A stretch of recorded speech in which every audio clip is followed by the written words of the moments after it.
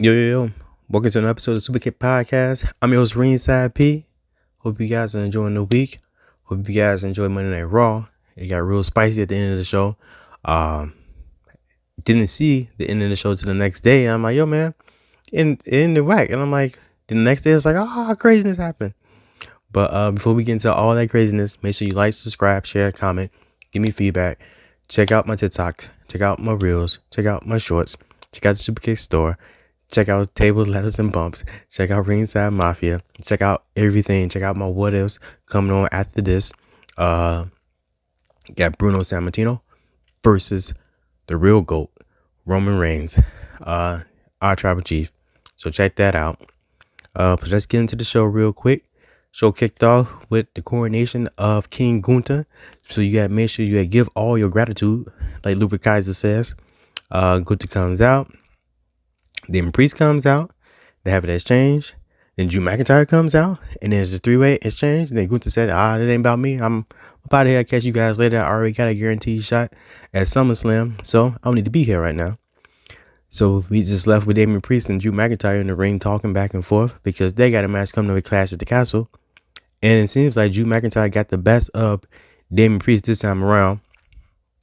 But I feel like it's safe to assume like Drew McIntyre isn't going to win a Clash at the Castle, which is crazy because he's back again in Scotland, in his home country, But we know that CM Punk is coming out.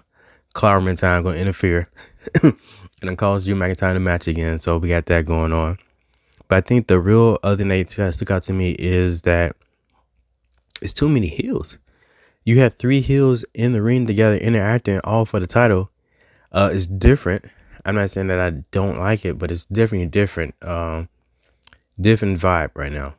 I feel like Damian Priest is in that like tweener phase. He can kind of play both, and I feel like they kind of tease him being the face, upcoming being the face, but still trying to be heel right now. So we'll see. I think Priest sooner or later is going to switch over the face. Then we had JD Madonna versus Braun Strowman.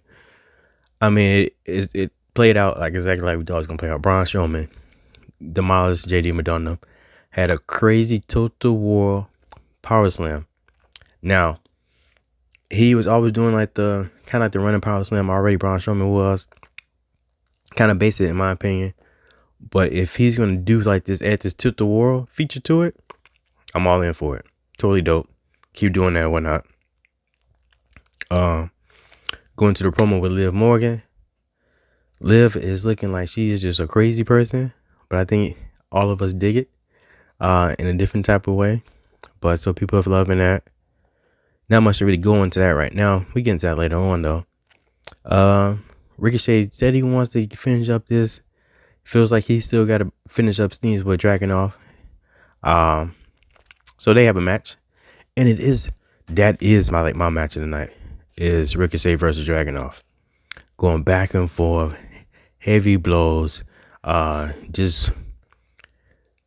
always knew Ricochet could go, and me seeing Dragunov is new for me because I wasn't watching him on NXT like that. So he can go too, and the way they sell and complement each other's moves or whatnot is amazing.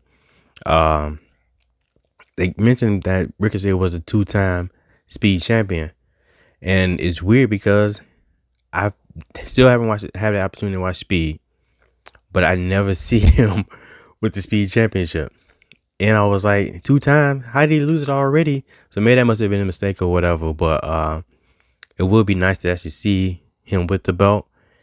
And it's like he still got this beef that he wants Braun Breaker for spearing him through the luggage cargo the other day or whatever last week. And it's like, well, I feel like we know Braun Breaker ain't taking losses anytime soon. He's going out squashing people, killing people. So it's like, we're going to feed the Speed champion. They made this big thing about the Speed championship, about the Speed program. They advertise it weekly or whatnot. And we're going to feed the champion of Speed to Braun Breaker. Once again, it's like, well, when does Ricochet actually get a decent push that he deserves? Like, he's so great at putting other people over. Braun Breaker doesn't need Ricochet to put him over. Braun Breaker's already phenomenal already as it is. Like, he doesn't need the Ricochet rub to get to the next level. Like, he can do that without burying Ricochet, you know. I wish they go about a different route with it, but I think this is what they plan on doing is Ricochet versus Braun Breaker, and I think we all know, once again, the outcome of that is going to be Braun Breaker. But yo, this talk about Braun Breaker again is just like, man, like, that spear is the best spear that I've seen in wrestling in a long time. Roman won't be able to do a spear anymore. He will have to come back with a new moveset, because that spear is Braun Breaker's now. I don't want to see Jey Uso doing the spear anymore, because that's Braun Breaker. I feel like moves, one person have a move and then no one can use it, you know. So Braun Breaker, and if that person does the best, that's their move from now on. So Braun Breaker, you own the spear. It's your thing. I don't want to see no one else using it, whatever. But I'm kind of looking forward to seeing what's next for Braun Breaker, what they're really trying to do with him. He has like this Goldberg intensity, so I'm just calling Braun Berg from now on. And watching that coming out, spear Ricochet, crazy, made him do a flip. Spear dragging off, crazy. All in some with my superstar Superkick of the week. Braun Breaker himself came out with some Jordan 1s, the Lost and Founds. Did all that in some Jordan 1s. Put in work in some Jordans, you know. So spearing people in Jordans is wild in itself. So that's crazy. Him coming out looking redder than a lobster. Dude, you gotta stop tanning. You're about the same color as your Jordan 1s. But once again, Braun Breaker, man, spearing two people in Jordans. What do you guys think about the Jordan Lost and Founds? Lost and Founds. You guys have them? I missed the opportunity to get them when they came out, only because I felt like I already had like Jordans that were similar colorway. So it was like, man, I want to get these too, but whatever. But Braun Breaker, I told you I was coming back with the superstar with Superkick of the week. So Braun Breaker is back, and I feel like this gonna be the best shoe for the week anyway. Usually I would have waited till Friday to compare both shows, but I'm going ahead and give the Braun Breaker. I'll jump. Braun Breaker, superstar, Superkick of the week, Jordan 1s, Lost and Founds. Let me know what you guys think. Comment below. What else we got? AOP. Well, sorry, not AOP. What? Final Testament versus the New Day, and I'm like, why? Why do we need this? Why do we need this angle where Karrion Kross trying to tell Xavier Woods to get rid of Kofi Kingston so he can do more in his career, elevate his career even more? We know that's not happening.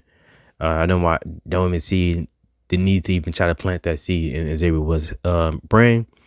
But maybe they can play off of it or whatnot. But once again, I just hate that the New Day is always an enhancement talent for other groups for some reason. Like, it's not needed. Make New Day be great again. Make New Day be great again. Make New Day rock. They deserve it, man. Like, they haven't really been in a title run in a long time. And be consistent with wins. You know, they get into these rivalries back and forth with different teams. And I feel like they always come up on the short end of the stick with it for some reason. Except I'm just not a fan, and I don't understand why the New Day is needed. To go against the Final Testament. AOP had a match against the Creed brothers. AOP got a new moveset, a new finisher, was a lot better than the Super Collider. I think that's what they call. They call it a Water Rush, which is different, but it's still, I like it a lot. Creed brothers seem to be on like a losing streak. I'm hoping that at some point they link up with Chad Gable. I think that's what everyone wants at some point, just to know when it's going to happen. Maybe Clash at the Castle. I think it's time for the Creed brothers, Chad Gable, to form a group and join up together, whatnot.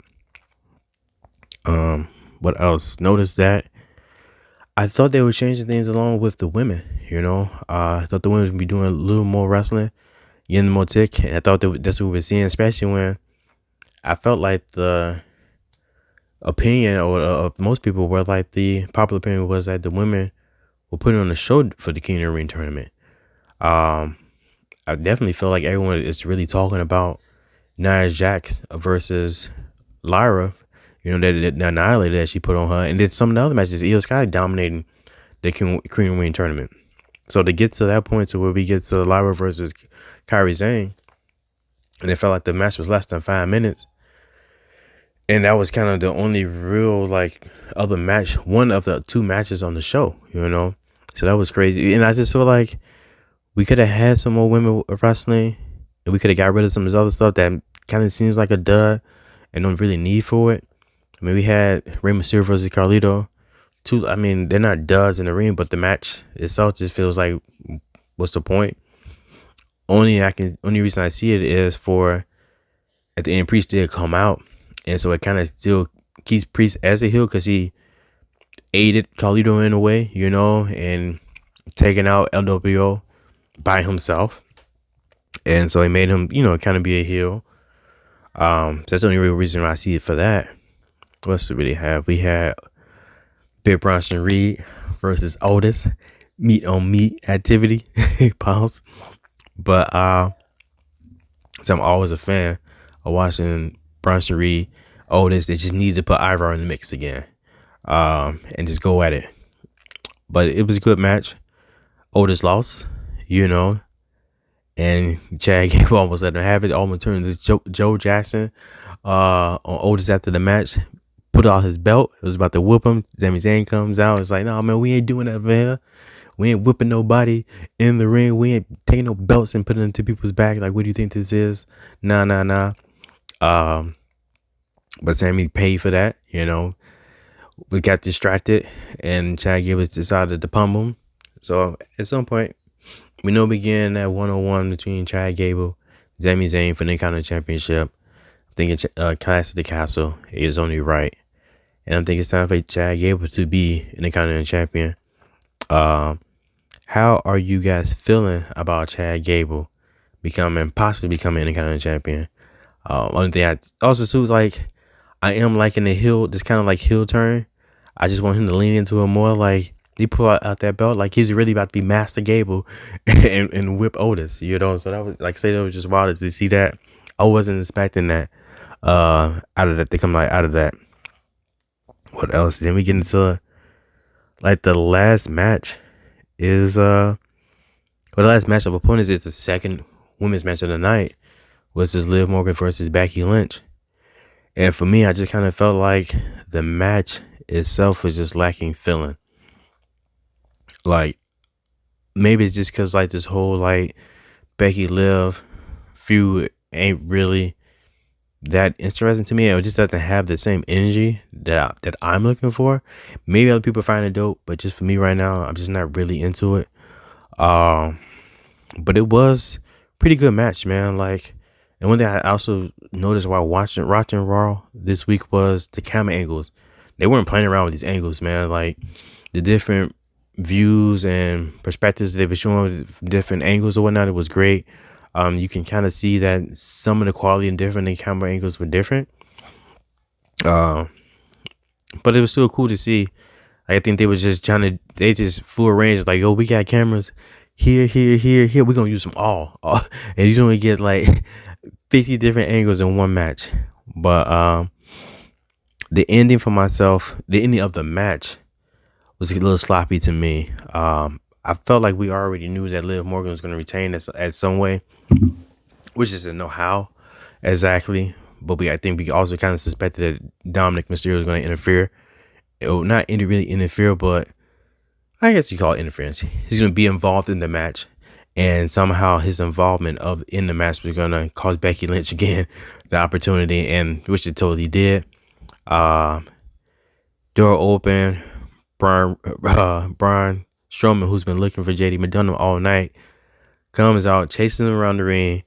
Hits Dominic Mysterio, who inadvertently hits Becky Lynch in the head with the door, allowing Liv Morgan to crawl out to retain her title, and that's the end of that.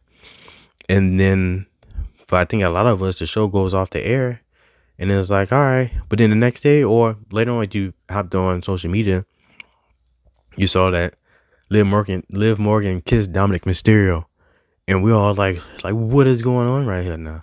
Just wildness. And once again, like, I felt like they're, without Rhea Ripley in the storyline, directly in the storyline, I feel like it's just kind of like they're moving along fast, and I always felt like Dominic Mysterio, like I always say, was going to cost Rhea Ripley the title. Just didn't know when. With Rhea being out and this whole like contract situation with Becky Lynch kind of up in the air, I feel like they just had to stop pulling the trigger on different things. And Dominic Mysterio not directly helping Liv Morgan, but indirectly helping Liv Morgan is the play that they're doing right now, at least while Rhea's out. So it's definitely going to be entertaining and interesting to see how things are going to play out when Rhea comes back, whenever that time is. I look forward to them trying to see if they can build up Liv Morgan as an actual champion. You know, the different contenders that lined up for her. I kind of feel like I really had to sit back and think about who's on the roster that can go against Liv Morgan as a heel version of Liv Morgan outside of Live Vicaria right now. Because they already kind of planted the seeds beforehand doing the Queen of Ring tournament. So I feel like we might see Lyra versus Liv at some point. Maybe also at the Clash at the Castle because they're overseas. And they're really going to play into people that are from that area or just from the UK area in general. And it's PLE on June. So, I don't know, man. I think that was kind of about it. And I was mad that it seemed like the show had just been run out of time, you know, and like you cut the show off for race for New Zealand. No disrespect to New Zealand, but I don't care about the race. Yo, y'all should just show me what was happening at the end of Monday Night Raw. That was more important about this race. I don't care about this competition. Show me Liv Morgan kissing Dominic Mysterio and everyone, and then show me Michael Cole going off of Dominic Mysterio at the end. Like I would have loved to hear what Michael Cole was saying on commentary when he saw Liv Morgan kiss Dominic Mysterio. Because I saw like a little clip at the end, and he was like yelling at Dominic Mysterio as he was leaving after the show was over. But yeah, that was kind of like the end. That was kind of it for Monday Night Raw, at least for my take. But man, what did you guys think about Monday Night Raw? What stood out most to you guys outside of Liv Morgan kissing Dominic Mysterio? I think something for me was I am looking more forward to Chad Gable versus Sami Zayn. Those things, the possibilities of the Creed brothers joining up with Chad Gable. But that's the kind of things I'm looking out for. But what did you guys stood out to you guys? Let me know. Comment below. Until next time, though, that's it. Check out my What If. Remember, coming on after this. Check me out on Table Levels and Bumps. Once a week, probably Thursdays or whatever. But until next time, adios. Peace.